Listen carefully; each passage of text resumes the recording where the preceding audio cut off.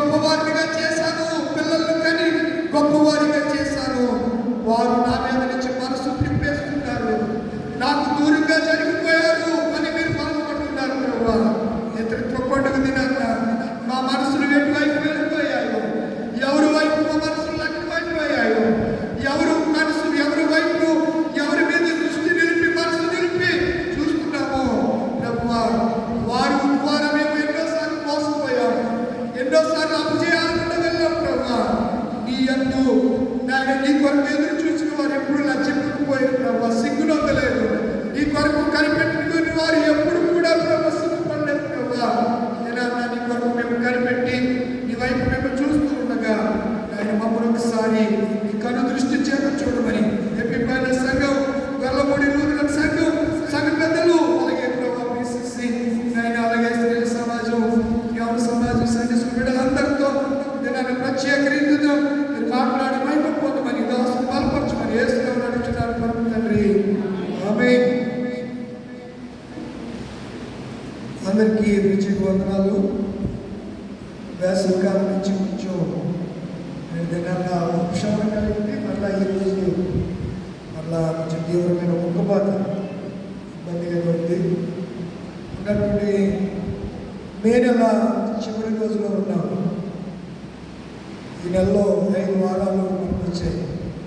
మే నెల 31వ తారీఖు ప్రశస్తమైన సమయంలో త్రిత్వము అనే ఒక గంభీరమైనటువంటి సంగతిని మనం తెలుసుకోవడానికి దేవుడి మందిరంలోనికి మన దేవుడు ఏమై ఉన్నాడు, మన దేవుడు ఏమై ఉన్నాడు అనే సంగతులన్నీ, ఆయన ప్రేమను గురించి, ఆయన కృపణ గురించి, ఆయన సాహసాన్ని గురించి తెలుసుకునే భాగ్యాన్ని, ధన్యతను దేవుడి పిల్లలు ఆరాధకులైన కొద్దిమందికి దేవుడు ఆయన ఇస్తూ ఉన్నాడు.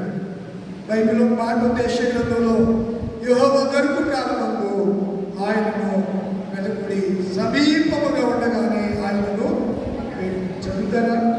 ఎక్కడ? యెషయా గ్రంథం 55 ఎన్నో వచనమా? అమ్మా 6వ వచనం. ఆయనను వెతుకుడి. ఏం చేయాలి? వెతుకురాడు ఏం చేయాలి? దొరుకుతాడు కదా. వెతికితే ఏమవుతుంది? దొరుకుతాడు. ఇప్పుడు దాకా వెతుకావు ప్రభు, నువ్వు దొరికావు కనుక నీ కృప కనికరమని ఏం చేయాలి? వేడుకోవాలి. కుష్ఠరోగి వచ్చి ఏమన్నాడు? వేడుకున్నాడా? ప్రాధేయపడి అడిగాడు, వేడుకున్నాడు. ప్రభువా, నీకు ఇష్టమైతే నన్ను శుద్ధినిగా వేడుకోవడం అంటే దేవుడు మనకు దొరికే ఒక కాలము, నియమక కాలములో మనం ఏం చేయాలంటే దేవుడిని వెతకాలి. కొంతమంది కాలంలో వెతకరు. కాలం అయిపోయిన తర్వాత ఋతువులు ఉన్నాయి, కాలాలు ఉన్నాయి. ఏ కాలంలో? ఇప్పుడు ఎండాకాలంలోనే భీకరమైన ఎండ కాస్తుంది. వర్షాకాలంలో ఎండ కొరకు ఎదురు చూస్తే ఏమంటారండి? తెలుగుతకు కూడా అంటారు. కాస్తుంది ఆ ఎండ వేరు, ఈ ఎండ తీవ్రత వేరు. శీతాకాలంలో కాసే ఎండ తీవ్రత వేరు, వర్షాకాలంలో కాసే ఎండ తీవ్రత వేరు, వేసవి కాలంలో కాసే ఎండ తీవ్రత. ఏ ఎండకు మనుషులు తట్టుకోలేరు, అన్నింటికీ తట్టుకోగల శక్తి దేవుడు ఇచ్చాడు. తట్టుకోలేదంటే ఏమి లేదు. గల్ఫ్ దేశాల్లో 50-55 degrees టెంపరేచరు నమోదవుతూ ఉంది. మనకి భీమవరం రూరల్ ఏరియాలో 46, 42 ఇలా మెయింటైన్ అవుతూ ఉంది. ఈ ఎండకే ఇబ్బంది పడుతున్నాం. అంటే ఈ పరిస్థితుల్లో, ఈ భూభాగంలో, ఈ భారతదేశంలో ఈ ఎండకి మనము ఇబ్బంది పడుతున్నాం. కానీ కొన్ని దేశాల్లో, ఎడారి దేశాల్లో, అరేబియా ఇసుక తెన్నులు కలిగినటువంటి దేశంలో విపరీతమైనటువంటి ఎండలు కాస్తూ ఉంటాయి. అయితే దేవుడు మనతో ఏదైనా చెప్తున్నటువంటి కొన్ని సంగతులు ఏమిటనగా చదివించిన మాటలో, యెహోవా మీకు దొరికి కాలమందు ఆయన్ను ఏం చేయాలి? వెతకండి. సమీపంగా ఉండగానే, ఆయన వెళ్ళిపోకపోతే, ఆయన దగ్గరగా ఉండగానే ఆయన మీరు ఏం చేయాలి? వేడుకొనుడి అనే మాటలు నేను మీకు జ్ఞాపకం చేస్తున్నాను. కనుక త్రిత్వము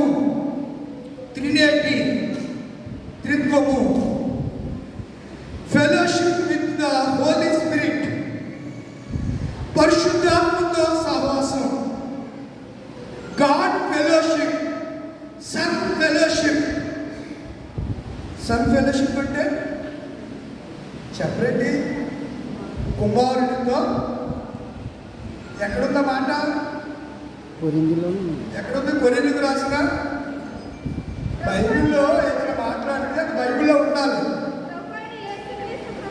9వ వచనం, కొరింథీయులకు రాసిన మొదటి పత్రిక 1వ అధ్యాయము 9వ వచనం. చాలు. సన్ ఫెలోషిప్ అంటే కుమారుని సహవాసం. మరి తండ్రితో సహవాసం ఫాదర్ ఫెలోషిప్. ఫాదర్ ఫెలోషిప్ దేవునితో సహవాసం. సన్ ఫెలోషిప్ కుమారునితో సహవాసం. హోలీ స్పిరిట్ ఫెలోషిప్ పరిశుద్ధాత్మతో సహవాసం. ముగ్గురు వేరువేరా, ముగ్గురు ఒకటా? ఇప్పుడు చదవండి. కొరింథీయులకు రాసిన 2వ పత్రిక 13వ అధ్యాయము. ఈరోజు పాఠంలో ప్రభువైన యేసుక్రీస్తు కృపయు. ఎవరి కృప? ప్రభు అంటే లాదని, దేవుడు అని అర్థం. ప్రభువు ఏలేవాడు. ప్రభువు అయిన క్రీస్తు ఏలేవాడు. క్రీస్తు అంటే అభిషక్తుడు. ఆయన కృపయు. ఎవరి ప్రేమ అంటే ఇప్పుడు తండ్రి ఎక్కడికి వచ్చాడు? మధ్యలోకి వచ్చాడు. అక్కడ పౌలు గారు రాసిన భాగంలో తండ్రి ఎక్కడికి వచ్చాడు? చెప్పరేంటిలా మధ్యలోకి వచ్చాడు ఆయన. ప్రభు అయిన యేసుక్రీస్తు కృప, దేవుని ప్రేమ, పరిశుద్ధాత్మ సహవాసం. ముగ్గురు ఒకటే. సూర్యుడు ఉన్నాడు. సూర్యుడి నుంచి మనకి ఏమొస్తున్నాయి? వేడి వస్తుంది, వెలుతురు వస్తుంది. సూర్యుడు మండుతున్నటువంటి గోళం. ఇప్పటికీ సూర్యమండలానికి వెళ్ళిన వాళ్ళు ఎవరూ లేరు. ఎక్కడికి వెళ్ళారు? ఎక్కడికి వెళ్ళారు? చంద్రమండలానికి వెళ్ళారు. ఏరోస్పేస్. చంద్రమండలానికి వెళ్ళినటువంటి వాళ్ళు చాలామంది వ్యోమగాములు అంటారు వాళ్ళని. వాళ్ళందరూ కూడా అక్కడి నుంచి వచ్చాక క్రీస్తు సేవకులుగా మార్చబడ్డారు. వారందరూ దేవుని సేవ చేశారు. నీల్ ఆర్మ్స్ట్రాంగ్ అనే ఆయన ఈ భారతదేశానికి చెందినటువంటి ఆర్యభట్ట, భట్ట గారు, ఆర్యభట్టు, ఆయన కూడా ఎక్కడికి వెళ్ళాడు? రష్యా యోగగాములతో కలిసి చంద్రమండలానికి వెళ్ళాడు.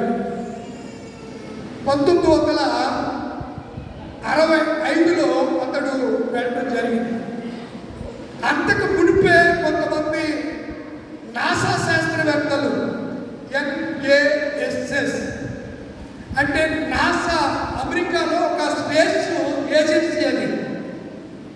మనకి ఖగోళ శాస్త్రాన్ని అధ్యయనం చేసేది ఆంధ్రప్రదేశ్ ఎక్కడో చెప్పండి? శ్రీహరికోట, నెల్లూరులో ఉన్నటువంటి. ఏదో చెప్తున్నారు, లేదంటున్నారు. దేవుని జ్ఞానం కావాలి మనకి. భారతదేశంలోనే అక్కడి నుంచే ర్యాకెట్ లాంచ్ మొత్తం చంద్రయాన్-2 అనేది ఎక్కడి నుంచి పంపారు? శ్రీహరికోట నుంచే పంపారు. అది పైకి వెళ్ళక ఏమైంది? ఆ ఫెయిత్ ప్యాంటర్ ఫెయిల్ అయింది. అది అక్కడి నుంచి ఆ స్పేస్ నుంచి విడిపోయి అక్కడ అది ఏం చేయాలి? మూవ్ అవ్వాలి, రన్ అవ్వాలి. అవ్వకుండా గోతులు పడిపోయి అలా ఉండిపోయింది. అక్కడి నుంచి అది మూవ్ అవ్వలేదు. తర్వాత మరలా చేస్తున్నాను, దాన్ని పంపించాలి అని ఆలోచనలు చేస్తూ ఉన్నారు. ఇలా చేస్తున్నటువంటి క్రమంలో ఈ మధ్య అమెరికా శాస్త్రవేత్తలకి పైన ఒక మహత్తరకరమైనటువంటి వెలుగును వారి హబుల్ టెలిస్కోప్కి కనబడింది. అంత మాత్రమే కాకుండా ఎగురుతున్నటువంటి ఏంజల్స్ వారికి కనబడ్డాయి. వాళ్ళని వీళ్ళు దేవదూతలు అనుకోకుండా వాళ్ళు ఏమన్నారంటే గ్రహాంతర వాసులు. ఈ గ్రహానికి చెందిన వారు కాకుండా, మరొక భూగ్రహం కాకుండా వేరే గ్రహంలో ఉంటున్నారు కాబట్టి వారిని ఏమన్నారంటే గ్రహాంతర వాసులు అనే పేరుతో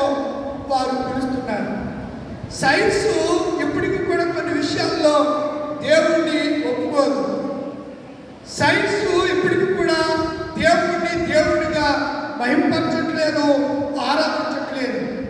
వారి స్వార్థం కోసం సైంటిస్టులు ఏదో ఒక సిద్ధాంతాన్ని, ఒక డాక్యుమెంట్స్ని ప్రజలకు చెప్తే ప్రజలు అదే నిజమని నమ్మి ఆ భ్రమలో బతుకుతూ దేవునికి దూరం చేసే పరిస్థితులు నేటి ప్రపంచంలో బాగా పెంచరిగిపోయాయి.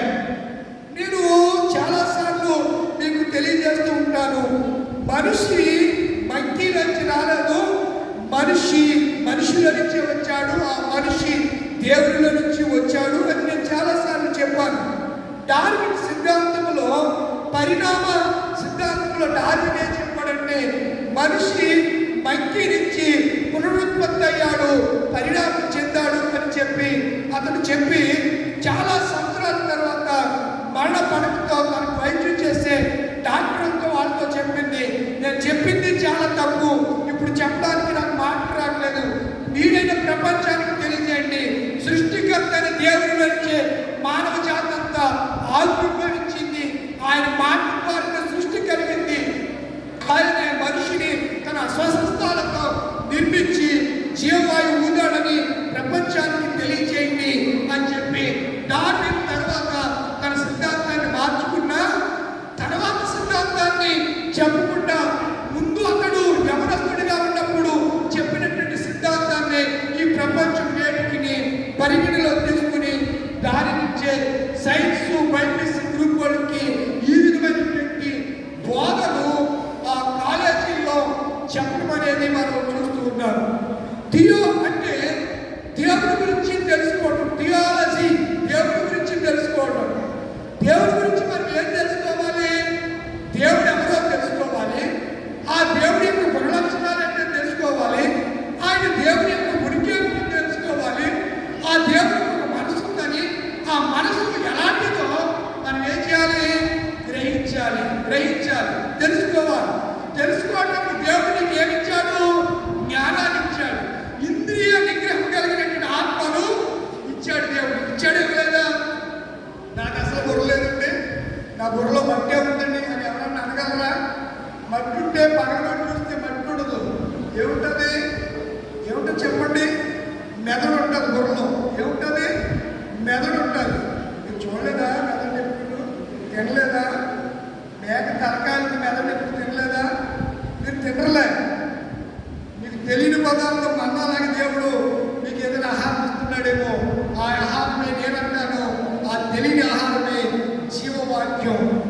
పితరులు మన్నాను తిని ఏమైపోయారు? చనిపోయారు. కానీ దేవుడి వాక్యాన్ని తినివాడు, దాన్ని గ్రహించేవాడు నిరంతరము జీవిస్తాడని లేఖనాలు సెలవిస్తున్నాయి. కనుక అదే రీతిగా ఒక ఎగ్జాంపుల్ మీకు చెప్తాను. గుడ్డు ఉంది, ఏంటి? ఎగ్కి షీల్ ఉంటుంది పైన, షెల్.